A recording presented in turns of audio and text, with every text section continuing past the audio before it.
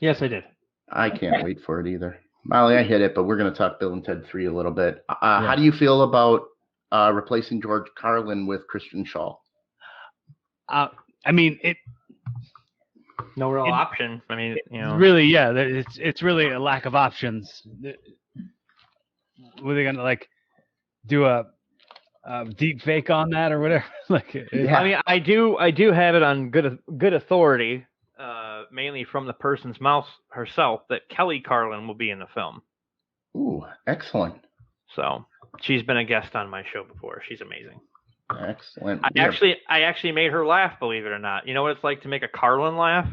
That's gotta be. I wish you could tape that on the fridge somehow. I asked her. I says, being who your father was and everything. How did you rebel? Did you join the Young Republicans Club? And that made her laugh. So wow. Do you guys know Todd Glass? Yeah, I know who he is. I don't know him personally. He says I swear to Carlin instead of saying I swear to God when it comes to like things he's being really honest about. He's like, I'm gonna tell you this. I swear to Carlin, it's the truth. Like that's his thing that he says. It's funny that it's so important. Like he's such a comedy god. But if you subscribe to my podcast, Evolving with Kory Castle, my podcast episode with Todd Glass drops tomorrow. Check that out. Whoa, excellent! Wow. And while Carlin is a comedy god, and so is Pryor, I think Pryor might be above Carlin, but that's debatable. I think the greatest living comedian right now is Dave Chappelle. Yep, Dave Chappelle. You know what? Something I'm curious about on Bill and Ted 3, and I'm gonna get pretty deep into the woods here on the Bill and Ted 3. You remember when they went in Bogus Journey? Right. And then they came back, and he looked kind of like Dave Navarro, and he had like a little goat, and he had the baby on the backpack. Mm-hmm. Like I kind of want to see that version of Bill and Ted. Well, maybe we will get him. You never know. You know, what's funny is one of the princesses was Diane Franklin, who was in Better Off Dead with John Cusack, and I'm actually friends with her daughter Olivia, who has an amazing show on Snapchat called Apocalypse Goals. It is super fucking funny. Making friends with everyone's daughters. It's fine by me. Better than making friends with their sons. Yeah. Feel free to share it again. We are live, but I'm going to explain something that happened in the last episode. I don't know if you saw that I was a little off, but our soundboard exploded. Yeah, it did. Yeah, we're getting into it. I got to test it later. So you're not getting any sounds from me. We had to switch to a USB mic right in the middle of the show, and all I see are like red dollar signs, like how much this is going to cost now, just floating up. And I'm like, so are you on the snowball now? I am on the snowball now. It sounds good. It does sound good. Yeah, this whole setup, this whole bullshit, that's gone. We got an unplugged mic over here. Molly's got to work. We luckily have some backup intros and everything. But yeah, all these sounds, I don't know if you saw me messing with my ear, I was trying to use different headsets to see, because I was getting crazy static. Oh, it sounded to us, it sounded like an explosion. It sounded very strange. I didn't hear the explosion, so I didn't know what you guys were talking about. But then I just got like crackling static in the background, and my whole soundboard must have just. We got other soundboards, but they're at the studio. But kind of like this one, So Molly, go ahead, hit the start. Hello, universe. Welcome to Off the Rails with Tom and Mark.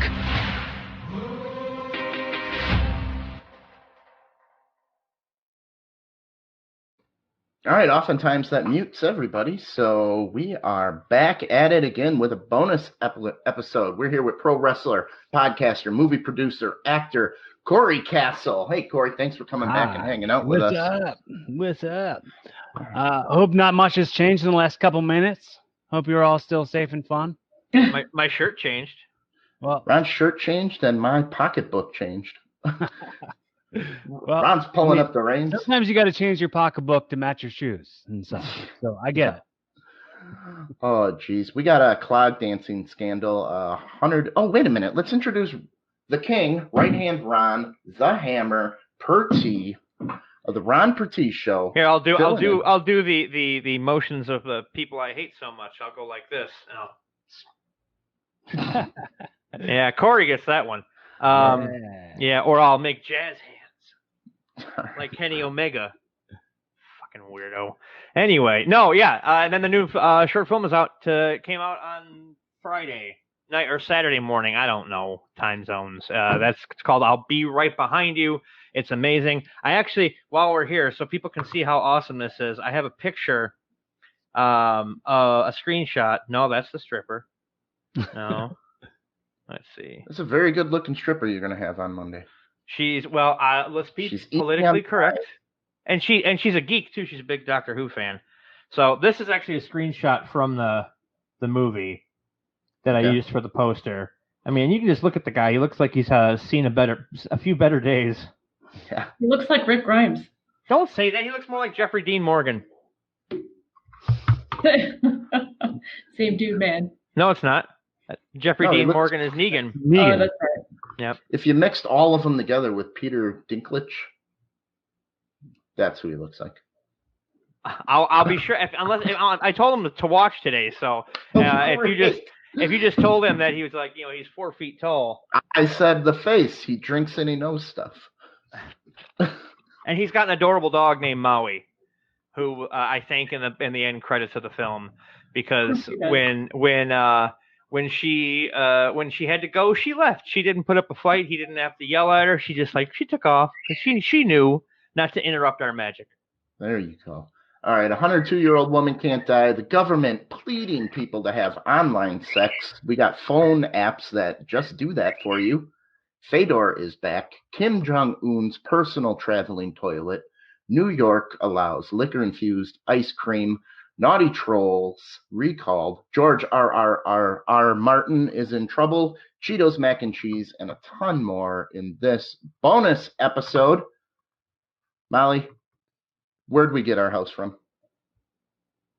Coldwell Banker Home Sale Realty. And how'd it go with you?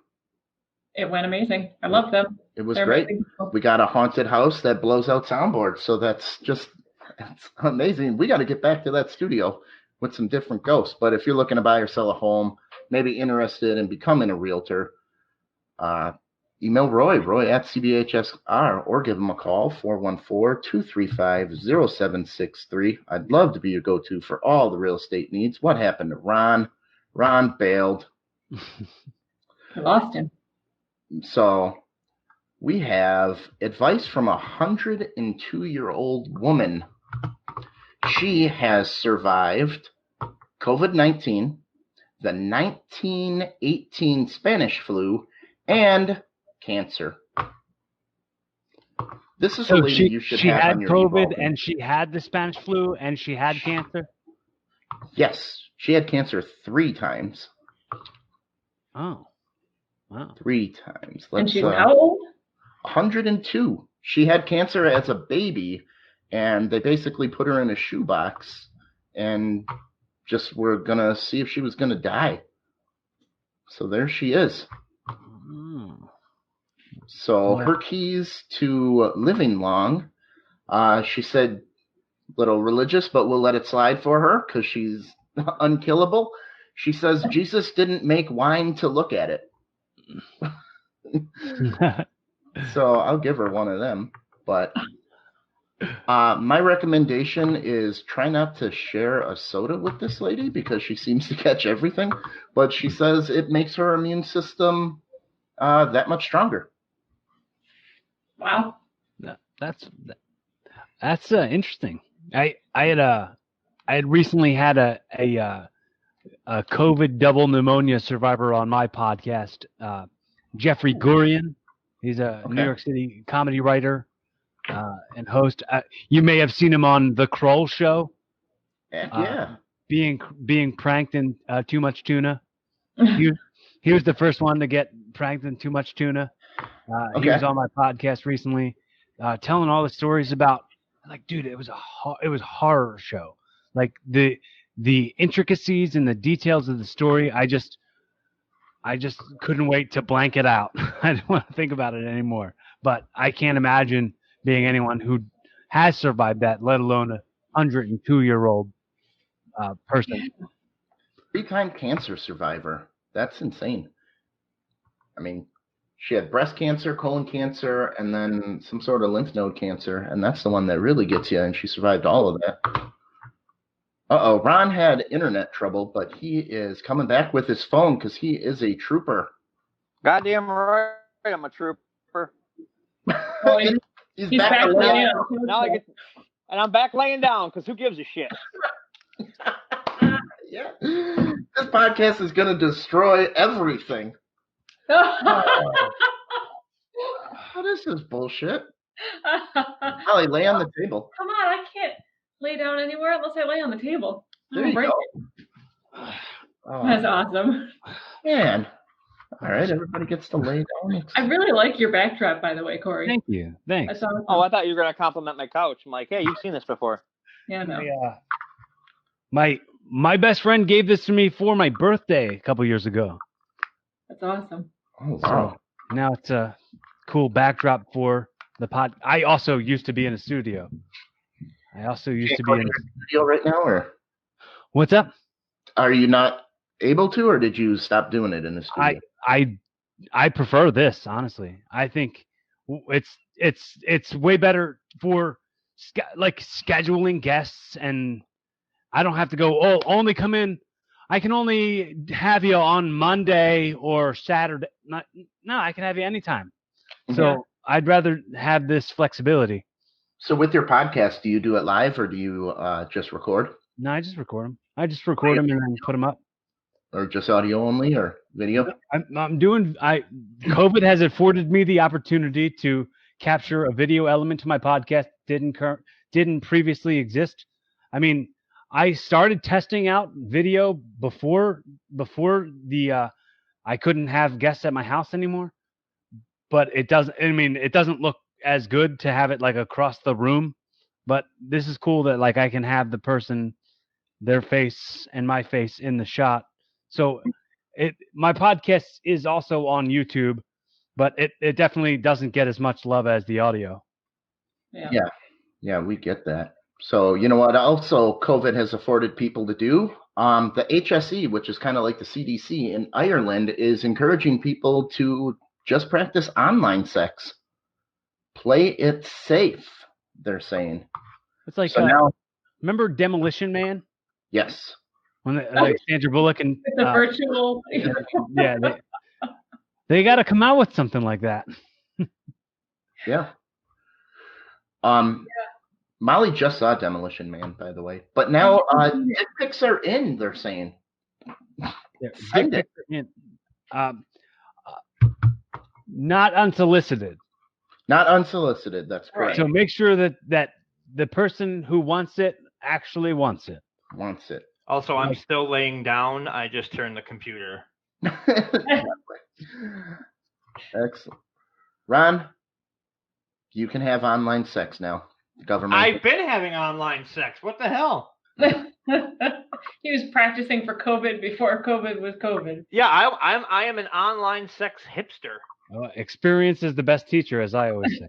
That's right. Or it was cool. That's why this arm is way bigger than this arm. Well, Molly, we got something. This is more for the ladies, though, with the online sex stuff. There's a lot of apps, and we have the reviews for them that help you perform your online sex. That the name of that, or the title of that article is like, I mean, it makes me think people are kind of trying to fuck their lightning ports. Like actually using the phones? Yeah. It's like, you know, I was having, what do you think of sex on TV? I hate it. I keep falling off. Yeah. Here we go. Wow, no rim shot for that one? Okay, I see how it is. He doesn't even sound for Ron. Ron. I prefer no rim shots ever. No, never. I feel like as someone who does comedy as often as I do, if someone hits me with one of those, it's worse than a heckle. I think "boom" is the worst heckle you can give somebody who tries to make a joke. Like but you gotta slow it down. Boom.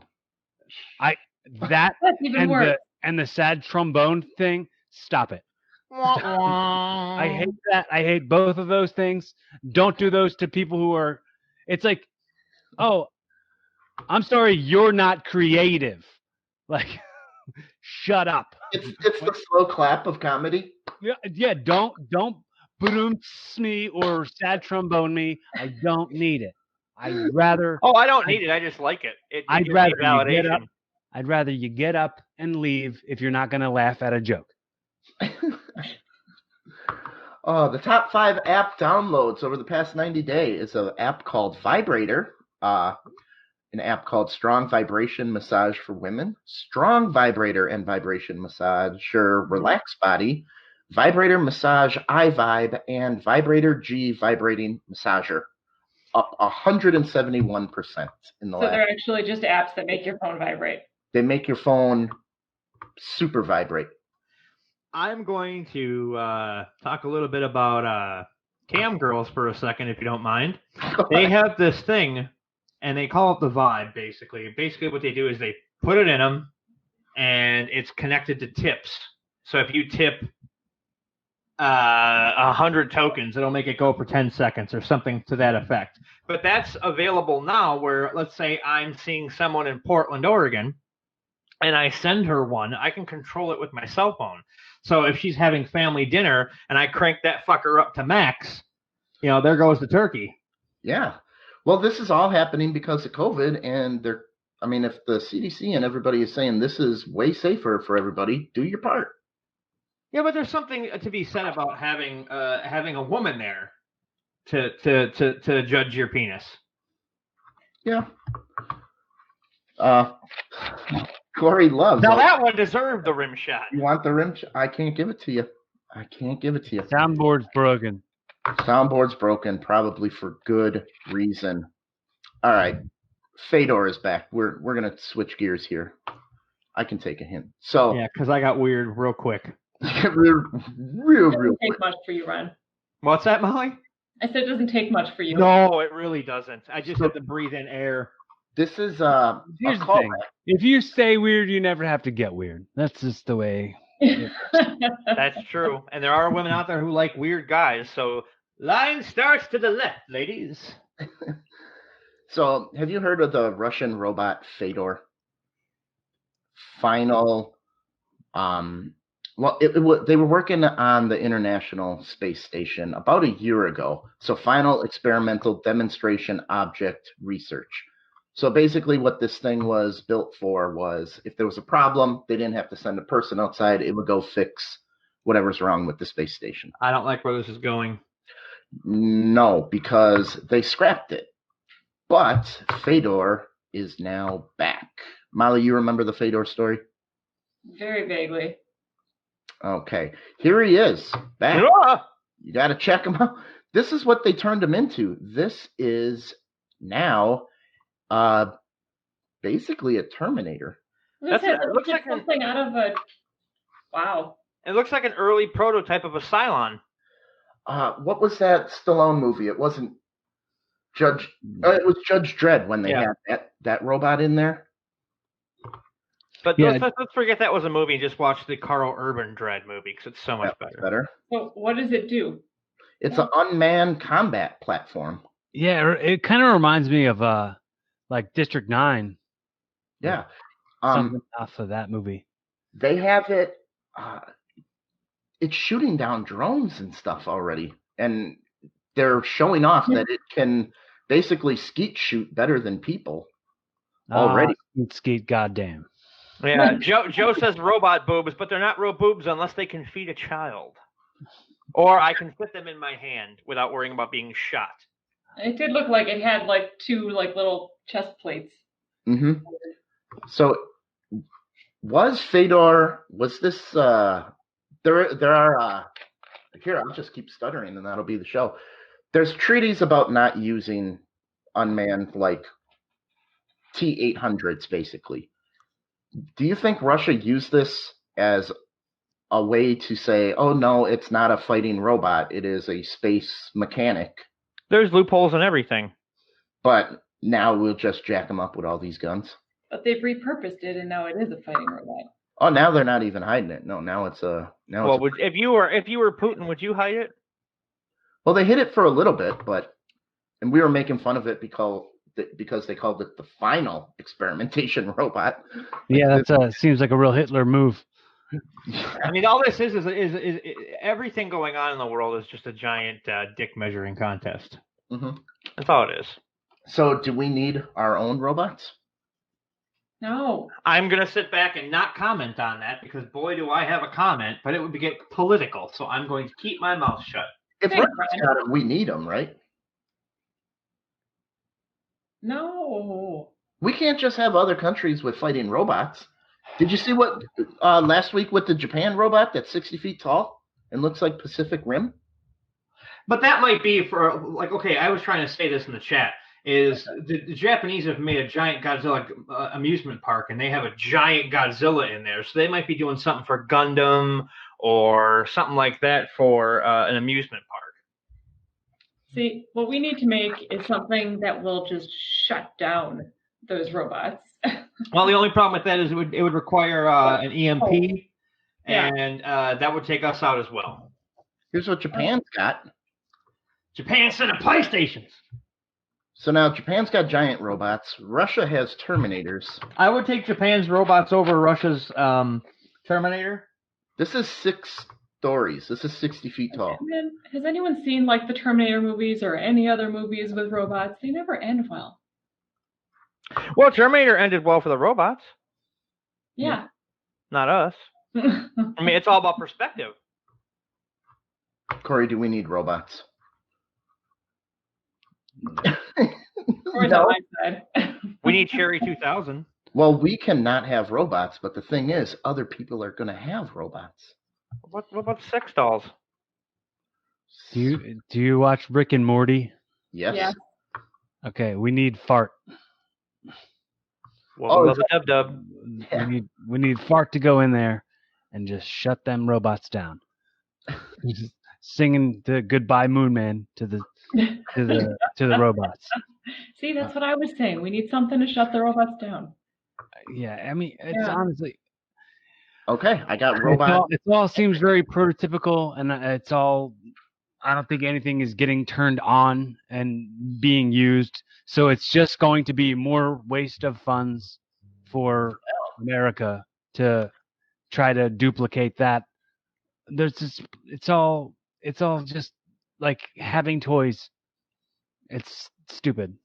Feed people and help cure homelessness. Don't build robots that can kill people. Well, I guess if you can kill the people, then you don't have to worry about homelessness. You can just take out the homeless. It'd be like the Purge. Don't try to build robots that can think. Well, dude, honestly, I think the future of the world is augmented reality, AI, virtual reality.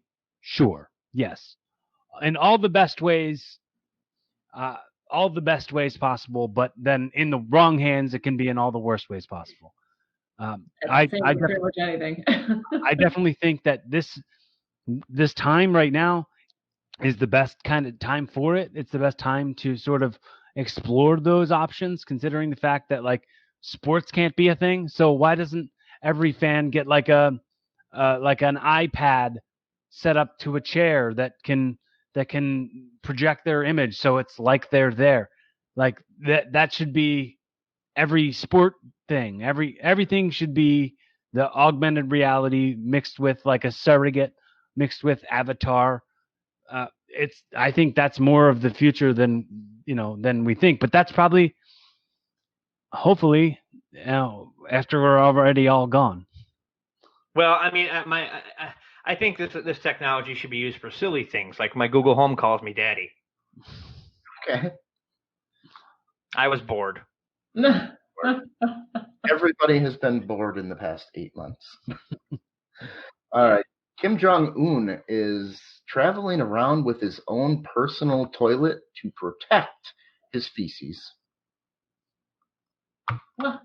Anybody else hate doing road wins?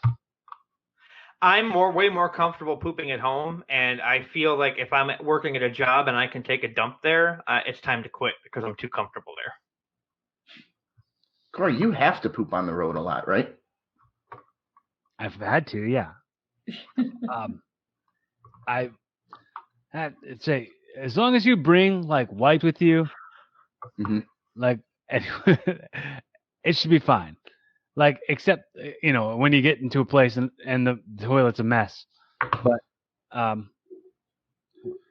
this is a complete sealed lockdown toilet because he is afraid of other countries getting a hold of his poop because then they'll know about his health. Yeah, well, there's that as overly paranoid. I mean, that's just ridiculous paranoia. Yeah. Because that's what we want in charge of a country that has nuclear capability. A guy that carries his turds around in a bag. I mean, I could see Donald Trump doing that same thing. I mean, all right. But and he mentioned Trump, so I get to say something. I think it's kind of funny that there's an article about Kim Jong Un's feces, and there's a picture of Donald Trump there. There, I said it. There, I said it. Well, you guys want a happier thing? Yes. New York City is now made liquor in ice cream legal. If only this happened 15 years ago. It wasn't legal before? You can have beer, wine, stuff like that, but you couldn't have hard liquor. So in the middle of the COVID virus, they thought this was a good time to allow alcohol. Get everybody drunk. They banned hot dogs, soda over 16 ounces, and straws, but now they're allowing you to booze up the ice cream. You better back up off my hot dogs. You have to have a special license to sell boozy ice cream? I don't think. Or is it sold in the stores? No, I don't think it's sold in the stores. This is will fuck you up ice cream. Well, like, is it something you could buy a pint of it at the liquor store, or is it something that you can get at a bar? I'm looking. It says maximum of 5% alcohol by volume, so I'm guessing you can. This is for restaurants and street vendors. Let me get a quart of mint chocolate chip whiskey. That sounds good. Yeah, I think that's a step. And I mean, I'm all about, if alcohol is free or legal and ice cream is legal, why can't we combine them? I didn't realize that it wasn't a legal thing before, I guess. They just don't want you getting too snickered up on ice cream. You gotta have a snicker license.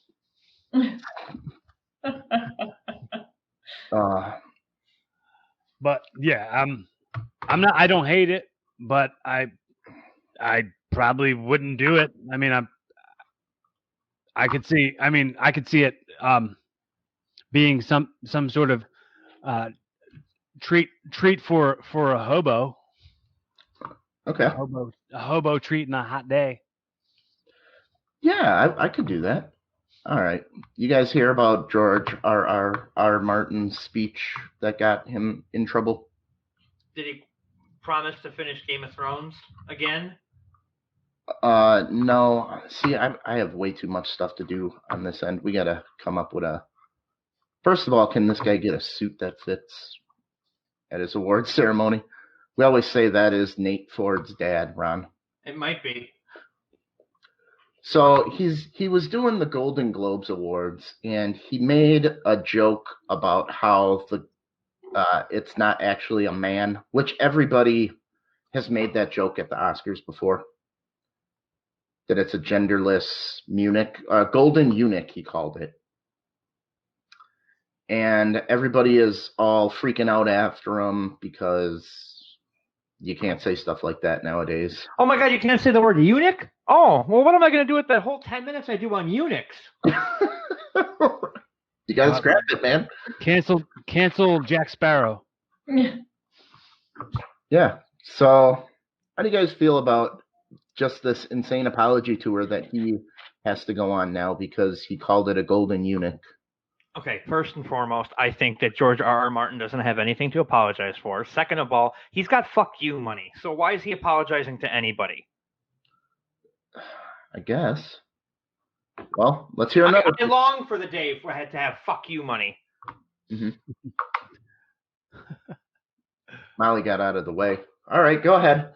Cory, is that over the line? Golden eunuch statue. It's so beyond stupid that he would even talk about the gender of the thing. And he didn't offend that thing. That thing is not a person. It's an inanimate fucking object. Right. So, I mean, if other people are offended, then like that's What's wrong with them? problem. Yeah. It's like Like- me yelling at my door. Hey, That's door, like- I don't like that your handle turns. Woo! Like, Hey, my door swings both ways. Boom, boom. Ah, See, You did it there was to another yourself. one. Yeah. my computer's old. Am I going to get in trouble for I'm offended that you elderly said that about your shaming? computer. Yes. Right. I'm so offended. It's a thing. It's a thing. It's not a person. It doesn't really matter. Like But what My consequence- Jeep is a piece of shit. Oh, no. See, that goes back to if he was in Scotland and somebody was offended over that. Yeah. Well, that's where that fuck you money comes in. That's insane. Right. I mean, O.J. Simpson killed people, and he got away with it because he had fuck you money. Well, I think that's why. I think it's because people are dumb, but that's all besides the point. I mean, you can't realize people didn't realize he was wearing a glove before he put the glove on. Mhm. All right, this is something Molly's been up my ass about every night since she heard of it. Well, at least you're getting a proctological exam. Oh. And yes, Heck yes. I mean, dude, We need to find those. flaming hot Cheetos up your ass would probably hurt a lot. No, it's It'll get you harder. mac and cheese. Puts lead in your pencil. Oh, they got little like instant cups too. Calm down. I am in 100%. I guarantee those boxes are going to be like $4 a box, though. You're gonna be harder to get than toilet paper. So what are the 3 flavors? Looks like we got bold and cheesy jalapeno, and flame. All right, Ricky. I did that for you especially. Thank you. Yeah, I appreciate that. Yes. So which one are you trying first, Molly? I want the flaming hot, man. Bold and cheesy is the only one I'll eat. I'll eat the jalapeno. I don't do much with spicy stuff. So we got flaming hot, bold and cheesy, and jalapeno. Cheesy jalapeno. I've heard they have them at Walmart right now. I gotta go. They're available. What the hell are we doing here, you guys? I'm not going to Walmart during this You gotta put a bullshit. mask on. We just got new masks. We're good. We got the cool pull-up ones. I gotta get the fuck Ron Perti mask. Yeah. They are available at roncoproductions.threadless.com, by the way. You have them available, but you don't have one yourself? It's made to order, so I don't I have to pay for them. Oh. Yeah. They're 98 cents, dude. Is this the greatest deal going in the country right now? God bless What? America. 98. Cheetos Mac and Cheese are 98 cents. Yeah, for a box. That's a good promo. Holy crap. I'm one of those people who buys like the Great Value mac and cheese. It's like 45 cents a box, and I'll buy 4 of them. Like, I'm good for the week. Oh, this is the best thing. For a day, because I'll eat all 4. It's hard to beat just plain Kraft mac and cheese, though. So Yeah, no, you can't. And if anybody, that's why you need to watch the show Thursday, because it's gonna be some amazing mac and cheese. I'm telling you, he said he's gonna eat it in front of me and make me jealous. And I almost segued into this story because of your love for Amy Schumer. I almost segued into it last show, but I kind of want an opinion. I got a little sick of the Amy Schumer pregnancy thing, and she did an HBO show on it, and now she's declaring she's never pregnant again. Until her husband fucks her. My question is this really Amy Schumer's fault that everybody's sick of it, or is it news stories just out of touch with what people want to hear about? Well, I think she is doing these. She has to agree to do these shows and to put herself out there. So it's on her. It's not the news outlets. I mean, the news outlets either have politics to talk about right now, COVID, or nothing. So they're going to eat up everything they can. And if you've got Miss Joke Stealer over here, talking about how she's never going to get pregnant again, that's news. Mm-hmm. But if somebody shows up with a dump truck full of money and says, "Hey, can we film your pregnancy?" Yes, you can film my pregnancy for a dump truck full of money. That's what I'm saying. People are like really just sick of hearing about her pregnancy. I guess she had a horrible one. I mean, I personally just don't care. You don't care about Amy Schumer's pregnancy anymore? I don't care about Amy Schumer, about all of the just stuff that's out there about the celebrities. Oh, I don't care about anyone's pregnancy at all. See, my thing is I used to be really into her, not as a comedian, but like I from an aesthetic standpoint. Again, I'm weird. But the minute that I saw her do the Patrice O'Neill joke about Houdini, I don't know if you guys are familiar with that.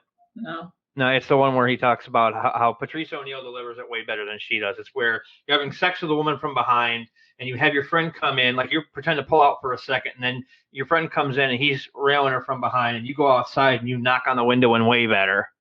Okay. I never really been a fan of her comedy, but I don't care in general about following this does it for you, celebrity life and like. Nah, that doesn't do it. No, especially that does it for you. No, not now. You get one wish.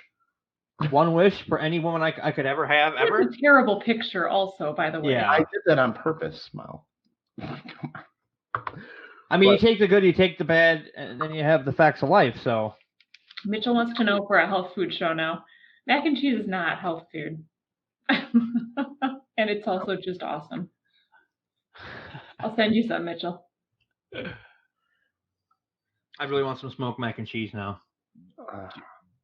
I'm not sure if we did this story last week. It's a health food show. Look at my giant bottle of Coke Zero. Hey, no calories. That's healthy, man. No sugar. I've got Mountain Dew. Oh, aren't we fancy drinking out of a glass?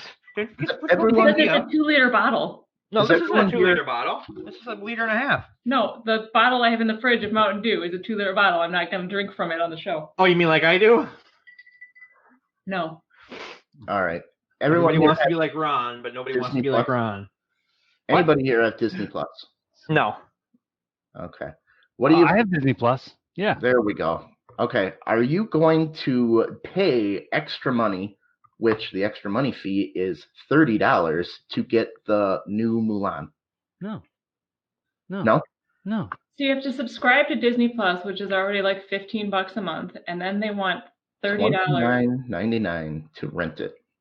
I know they've been doing a lot of Doom Patrol direct to streaming, so you can just pay for them and watch them from home. But I feel like a lot of the rest of them were like $20. Yeah, the King of Staten Island with Pete Davidson was on Vudu and Amazon and all that for $20. You get it, and you get it for I think a couple of days. But I mean, if you think about it, if you're going to the movies, it's going to be, even if you go to a matinee, it's going to be like $10, $11, then all the popcorn and all that. So I mean, it's, you know. I think Judd Apatow is a dream friend of mine. I hope he helps me write a movie about my life. He's a genius. And helps me shoot it. But I hope he doesn't hate me for saying this. I watched a pirated copy of that movie. Oh. I was trying to find a pirated copy of that movie, and I couldn't find one. And I'm not going to pay $20 to see Pete Davidson when I can watch old clips of him on Saturday Night Live. Never found that guy funny. See, that's the thing, is he's kind of a one-trick pony, if you think about it, because a lot of his stuff is Weekend Update stuff, where he's just being himself. Mm-hmm. You know, so it looks like Cory's like really getting into like Big E talking about his singles run right now. Are you still watching SmackDown? No, I'm watching NXT. I'm watching Dijakovic. Oh, well, if we're boring you, we can go to Elon Musk's neural. No. I mean, it's not. I was actually thinking about when you said one trick pony. I was going into my head thinking about like Dominic Dijakovic. No, I was thinking about like how many ponies are known for having multiple tricks. That's a good question. Yeah, fair enough. Also, I refuse to get Disney Plus because they're like starting a monopoly. And even though I'm a huge Muppets fan, and I hear that the Muppet Show that's on there is amazing. It's good. Yeah, I like it. I mean, here's the thing, dude. I don't pay for Disney Plus. My little sister has a subscription, and she gave me her login. So that's how. That's the only reason I have HBO Max is because we have HBO, and Spectrum gave it to us for free. So I'll take it. Over there at Spectrum. What's that? So, good guys over there at Spectrum. Oh yeah, I like them. I like them a lot. Can I have free cable? The only thing that I pay for is WWE Network, but and obviously internet. But Netflix is my little sister's. Disney Plus is my little sister's. Hulu is my little sister's. Spotify is my little sister's. So you just got to get yourself better friends and better sisters. There you go. You need to have a sister first. My mom and I are backwards. She uses my Amazon Prime, and I use her Netflix. Oh yeah. I pay for Prime. I pay for Amazon Prime. So I got that. Prime on there. What's what? You watch the movies out of there? Yeah, dude. I was a real big fan of Honey Boy. That was on there. It's a Shia LaBeouf like biopic that he wrote while he was in rehab.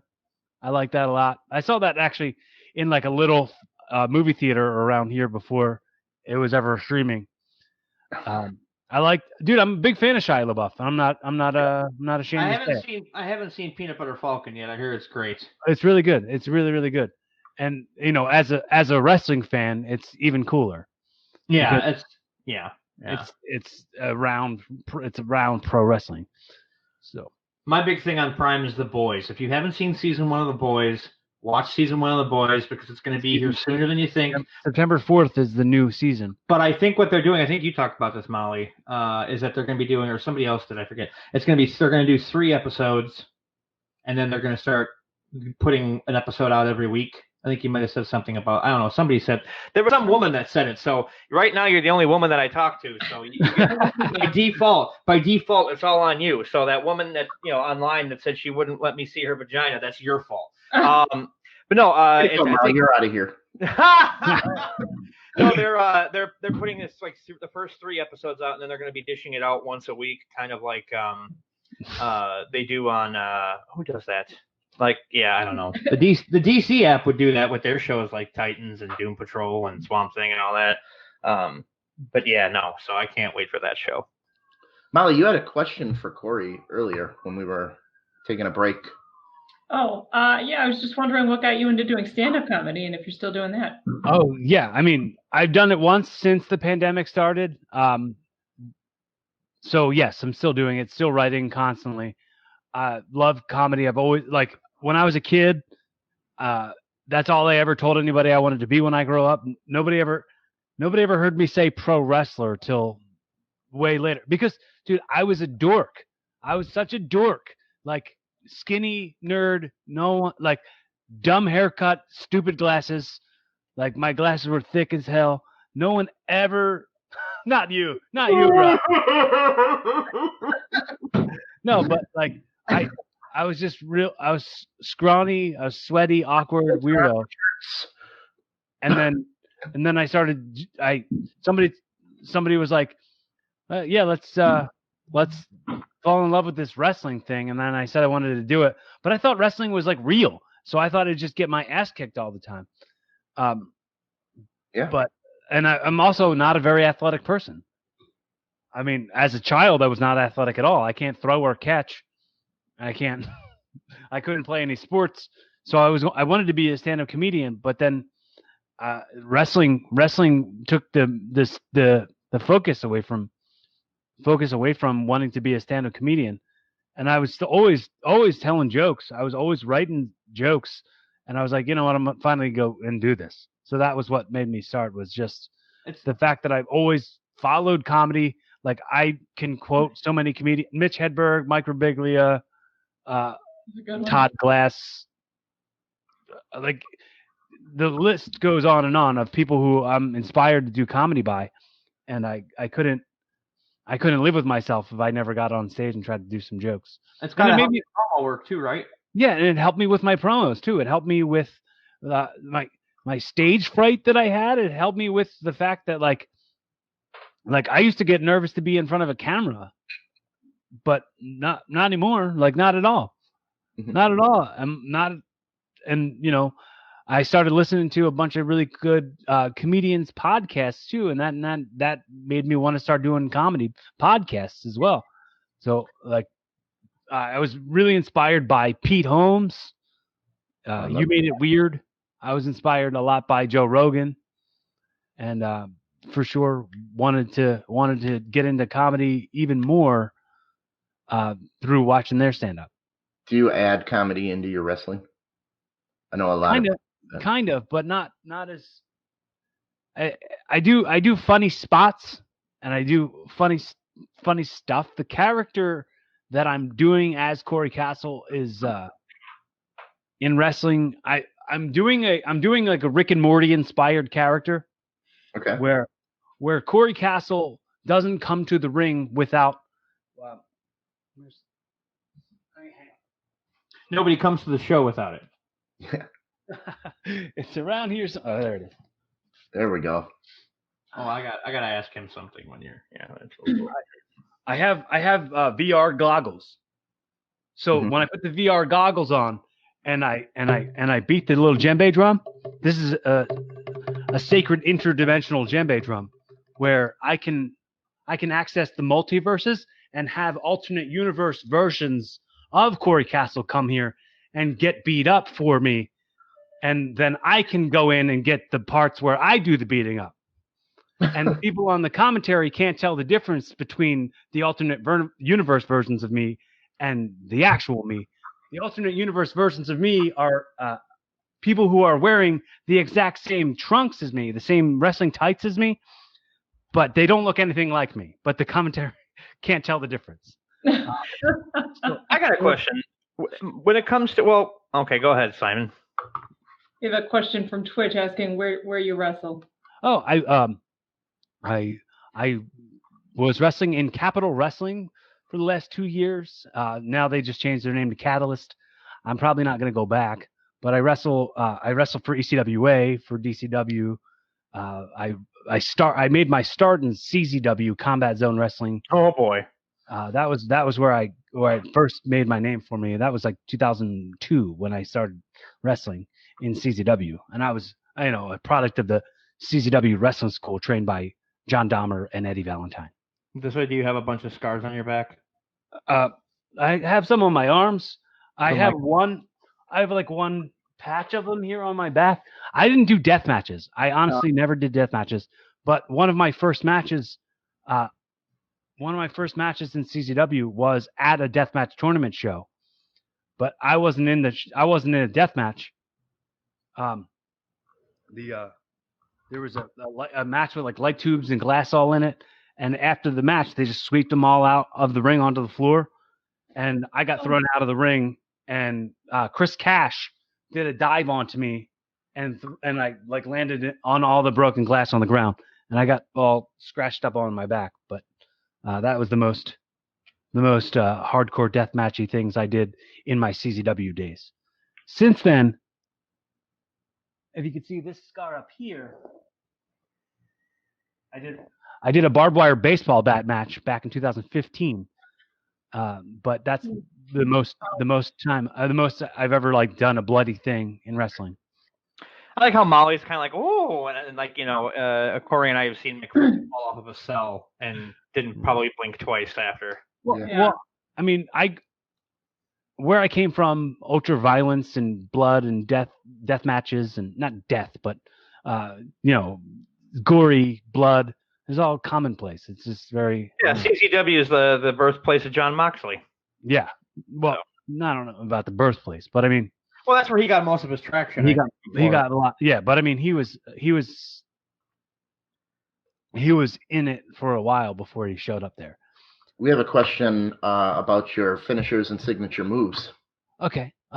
Yeah. So I do a Uranagi backbreaker is my finisher, and I call it the incident. It's like a rock bottom, but into the back. Irish curse backbreaker, but on the other side, and looks way better. Okay. That's awesome. Okay, right on. Now I got a question for you. Most times, if you talk to most stand-up comedians, they'll say, myself included, that they kind of hate themselves a little bit, and that's why because they keep having to get up and go out there and do this, and sometimes it feels like you're performing for a crowd that doesn't give a shit. Do you ever have that kind of self-doubt going on? All the time. See, there you go. Yeah, all the time. I mean, you wouldn't do it if like you thought you didn't have to fill some gap. Like we have damage that we've got to fill. Definitely. Fill some hole in us. And it's like I say this about like when people talk about body shaming, and it's like someone will shame me for like working out or something. I'm like, oh, you think I do this because I like myself? You think I do this because I think I'm better than you? Because for sure, I think you're better than me because you can live the way you want and not feel shamed in your own head. Like I've got this ridiculous body dysmorphia. I totally have this self-hate that, there's going to be no cure for. Right, that's the whole reason why I've ever started doing my show or doing stand up, because it's like you got something in there that needs to be filled, but then the minute you get done performing, it's empty again. You feel like shit about yourself. Yeah. Exactly. Like I've never been a suicidal person, but I can understand it when I bomb. I can understand being a suicidal person when I get done telling jokes and it's like, hey, you ever feel like killing yourself? It's definitely something I can totally relate to from a bomb. Oh yeah. Now, when you did your first, I'm sorry, Tom, I'm taking away. Go ahead, hit it. Go ahead. When you did your first set at an open mic, did you do well or did you bomb? I did so good. Exactly. I was the exact same way. I got up there and I killed, but then the next 6 or 7 times after that, I bombed. Right. Exactly. That same exact thing happened to me. I told this story on my show a couple times, but the second time I did stand up was at some coffee house in South Jersey, and I showed up and I was like a little bit late, and everyone else had already signed up, so they put me on like last. Oh. But by the time I got up there, everyone was gone. There was only a handful of people, and like I had a bit about old people and I had a bit about like fat ladies, and the crowd was just old people and fat ladies. So I was lost. I didn't have any backup. I didn't have a contingency plan, and I got up there and I bombed hard. And I only went up there for like I was only up there for like a minute. And it was like not only had everyone left, but the guy who was right before me, there was a guy sitting in the back of the coffee house with like a fedora on, and he was playing games on his laptop. And when the host was like, "Oh, there's one more guy. Who is the Joker? Who is the Joker?" And this guy in the back went, "Me." The guy who was playing games on his phone or on his laptop with his fedora on stands up, and he's like a cerebral palsy patient. So he is mentally challenged, I'll say. And he got up on stage and he just did a bunch of Jeff Foxworthy jokes, and nobody was laughing and everybody was leaving and everybody was uncomfortable. And I was like, all right, well, this is what comedy's going to be like now. I'm just going to have to deal with this kind of stuff. Oh, for sure. Yeah. To go back to it. Right. And here's a joke that he did, and I think that it was an original joke, and it was the thing that made me laugh hard as hell, and nobody else laughed. And then that was his closer, and he got off, and I had to get it right on the stage after. He said that he was in a he was in a men's room, the stall, and he had no toilet paper, and he was like he noticed that there was like a glory hole next to him, and he like reached in there because he wanted to see if he could ask them for toilet paper. So he put his fingers in the glory hole, and somebody smashed his hand, and he went ah, and like put his hand in his mouth, and they had put poopy on his fingers. And I was like, that was the best joke. My issue was when I went up the second time is when I first started. I started being like, well, okay, I got to have new material every time I go up, and I didn't realize that you have to work on what you have and get it down perfect, and that's where I fucked up in the very, very beginning. But to address Simon real quick, where he says negative comments help for self-esteem, it's not about the fact that the comments are negative; it's the fact that there's comments, because deep down, a lot of stand-up comics are looking for validation. They just want somebody to say, I'm listening to you, whether they like you or not. You're getting something from that, I think. Right. That's my experience. I can't speak for Wild Stallions over here.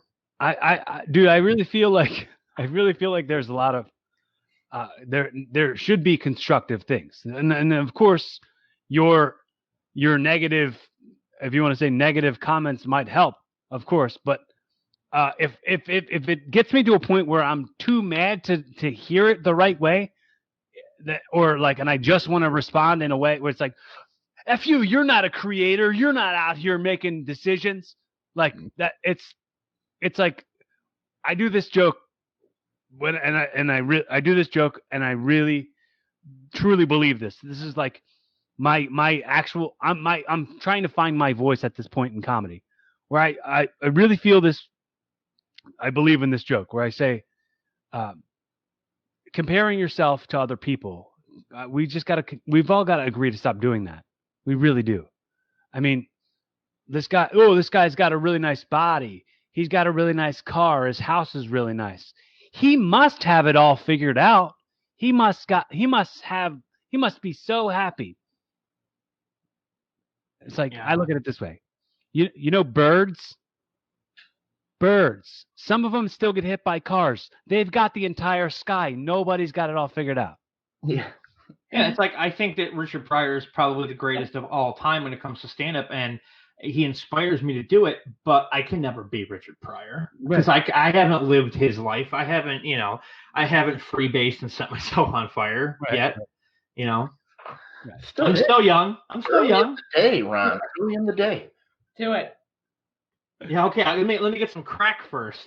No, we dare you, just like Cory fulfilled his dares. You got to fulfill yours. My dares was somebody dared me, and plus I wanted to do it to hold a firecracker in my hand right here while it went off, and I did, and I couldn't hear out of my right ear for about a week. What did it do to your fingers? Nothing. Nothing. It was like a little like a black cat. It wasn't or something. It was like it wasn't like an M80. All right. Well, Cory's got to get out of here in about 15 minutes, so we are going to wrap it up. Let me get my wrap it up box. Wrap it up. Cory, wrap it up, B. Where do we find you? Wrap it Where up. do we go to see your stuff these days? Sorry, what? Where do we go to find your stuff these days? Where should we be going? If you were to search anything, if you search on Twitter or Instagram, you'll just find a ton of, probably a lot of like dad jokes and puns and such, funny ideas that I thought of. At Kory Castle, I have it. You'll see it on the screen there. Yep. Right here. Molly will pull that up and link your stuff too. And I just honestly, part of me saying we don't have it all figured out. Everybody's going through struggles. So if you're going through struggles, please know that you're not alone. I'll tell you mine. Honestly, since the pandemic started, I still haven't got unemployment. Unemployment's been keeping me on. I've been just constantly steeping into a big credit card debt that I don't see myself getting out of. And I have my depression moments. I recently started an OnlyFans account to put shirtless photos of myself to hopefully get some like attention from ladies or guys. I don't care, whoever wants to look at shirtless photos of me. If you can help me out and give me some money, that'd be great. But it's been like 8 days, maybe 9 days, and I've got nothing. Molly will subscribe. It's been 12 hours for Molly's Feet OnlyFans page, and we're opening up more bank accounts. Yeah, I mean, Ron was literally just telling us about the fans only. Right. They're joking me about starting one up with pictures of my feet. I really want to put more content out there in the world that people can consume and help them, in some sort of way. So it's daily shirtless photos of me, sure, but I'm also putting inspirational quotes on those, or putting out bonus episodes of the podcast where I'm like talking to people about, how to deal with certain things, like things that are hard to deal with.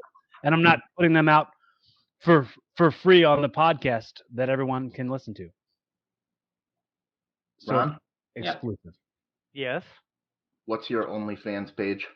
It's me shaving, and there's very rare updates because I can't grow facial hair. So it's like once a month you get a 5-minute video of me shaving. So there's that. Or there's my other OnlyFans where it requires you to have 2 monitors because it's my shirtless pictures. Well, the really cool thing about the pandemic is that I recently got myself on welfare, so I'm on welfare now, and I found this amazing gym that my welfare plan pays for. So it's only charging me $24 a year for this gym. So I started going to this gym down the street. It's called like Nirvana Fitness. It's like the guy was like, dude, this was a great gym 40 years ago.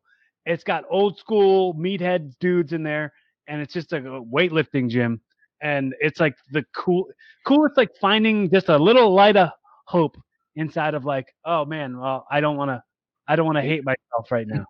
Well, you can work on cardio outside of the gym. You don't need the gym for cardio, but when you want to get your pump on, I hate it's like a Twilight Zone. You walked into a 40-year-old gym. I hate cardio. One day you're gonna walk into that gym and it's just gonna be spider webs and bear, and it never existed. My favorite thing is like whenever you get like I'll make this quick, like when Lawrence Taylor took on Bam Bam that one year long time ago. I guess when they got to the back, Lawrence Taylor needed to get put on oxygen because he was just like worn out. And then Bam Bam comes back to, all right, let's do it again. So it's like anybody who says that wrestlers aren't athletes can bite the fattest part of my ass. Because we have an engine. We have ring wind, which is not the same as cardio, which is not the same as what you like. Being in ring shape is absolutely not the same as being in shape.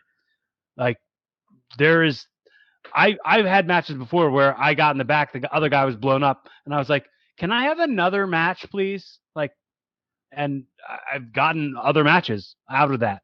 Like, it's just a matter of like knowing how to take it. You know what I mean? Like having the experience on how to drink in those moments instead of just. Or you can take naps like Roman Reigns in the ring. Yeah. Well, you took a nap in the ring? Well, yeah, there's a lot of matches of his where there's big, like, huge breaks where nothing's happening. Oh, the rest spots. Yes, huge. His are huge though. His aren't like like an arm bar or something. His are just like, I'm just gonna lay here and I'm gonna catch my breath because of my chest protector. Because I'm D'Lo Brown all of a sudden. Dude, I had a match with Chris Hero once. Oh, now was it before or after his gain of weight? Way before. Oh, okay. Way before. I was new. I was pretty new, and he was like leading the match, and like it was heat on me. He had heat on me the whole time, and I was supposed to get a comeback where he was supposed to like throw me in the corner, and I was supposed to duck out and drop kick. So I ducked out, and I'm pretty sure, I could be way wrong, but I ducked out and I drop kicked, and I went to sell, and I was still selling, and I went over to the corner, and he was still standing straight up at me, and he like moved my arms, and he chopped me. He was, oh, what a comeback! And I was like, that was the minute where I was like, wow, that guy's an asshole. That guy's a total asshole. When I watched the match back, I'm like, you didn't have to say that was the comeback spot and that I blew it. Well, we could have worked on something together. I was young and blown up. Like, ring shape is one thing, and I was young. Yeah. Although you can't dismiss the hour-long, 90-minute matches he had with Punk. Those are some amazing things. I can dismiss them if I want. Well, true. I'm just saying that they're good. I'm not saying that you have to live by them, sir. Right. Well, like, I think everything's about the impressions that we make. And True. When you have an opportunity to be a role model, to take that opportunity and be constructive. Blow it. Yeah, he blew it. That's why so many people look up to the Undertaker, because he'll take you. And he took Cody under his wing. People like that. I heard he took Baron Corbin under his wing, but that didn't help very much. Well, like going back, like from the beginning of our conversation, we talked about Adam Cole. Yeah. and how I met him on his first day of wrestling, school, and he was getting trained by DJ Hyde, and I was like, you have to understand, you're getting trained by somebody who can't relate to you. So seek knowledge from other people who are more on your level. DJ Hyde has never had to make the towns and put over ticket sellers like people like me have had to do. Right. Like, study the people who are on that level professionally, but like can make you better at what you are. Right. So, that's why stand up and wrestling is a lot alike. Right. It's really like it's really the ever widening circles of your attitude. The ever widening circles of the words that you say, the actions that you do. Like, you gotta take, if you're inspired by somebody who treated you like shit, be inspired to do the opposite of that. Yeah, Dad.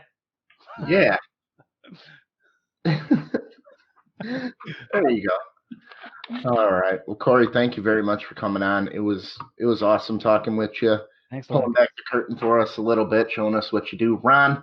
Yes. You got some awesome stuff going on. Yeah, I'll be right behind you. It's available on YouTube, featuring Tyler Shea Cohen from Texas Chainsaw Massacre: The Next Generation. The Ron Pertie Show is in full effect and back out of the gate every Thursday at 9 p.m. Central Standard Time on Twitch, YouTube, and Facebook. We might even have an episode tomorrow. I'll know in a little bit here. And Simon, my favorite wrestler, I have two of them, is CM Punk, because I hate myself, and I like when people you tweet at come back with you and they're kind of dicks. But and the Undertaker, because he's the fucking Undertaker. Right. Yeah. I gotta go with my old Hulk Hogan. Ever since I was a boy, I've been a Hulkamaniac. Don't watch his sex tape. I have. It's got to be like his matches, the same finish every time. Yeah. Well, not only You that, already but know what you're gonna see. yeah, but not only that, but it's so weird when you watch that sex tape. You're like, wow, I knew that he was pumped up and everything, but then you see him with those pants on, you're like, damn, I still feel inadequate. What the hell is going on? Who's your favorite wrestler, Cory? But who got you into wrestling? Chris Jericho. Oh, and you know what? Today is the 21st anniversary of his appearance on Raw for the first time. Who the fuck knows that? I've been saying from why I ain't getting no pussy. I've been saying from the start, my dream guests on my podcast are Pete Holmes and Chris Jericho, top two. You could probably get Pete Holmes way easier than Chris Jericho. Nope. He's no-sells me just as much as really? Chris Jericho does. Yep. Wow. So I need other people to go, hey, you should check out Kory Castle's show. Same with Dax Shepard. If you guys get a chance to listen to his podcast, it's great. It's called Armchair Expert. Yeah, I heard him when he had Conan on. That was a good episode. I would love to be a guest on that show. He's funny. And, I'm not famous enough. I'm not a big enough star. There's not a rub that can come from attaching your name to mine, except for the fact that by the end of the conversation, you're gonna be like, wow, that was a pretty cool conversation.